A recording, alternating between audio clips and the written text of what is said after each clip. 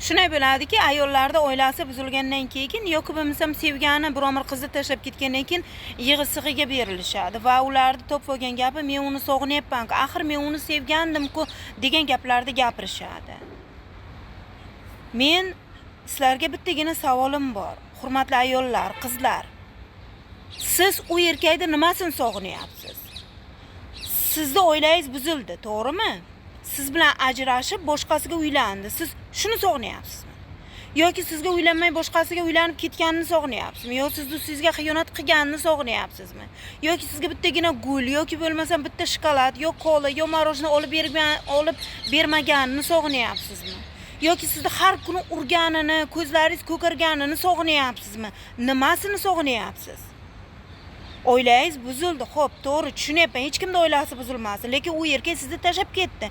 Endi uni uchun yig'lab, kuyib, o'zingizni fido qilishingiz shart emas-ku.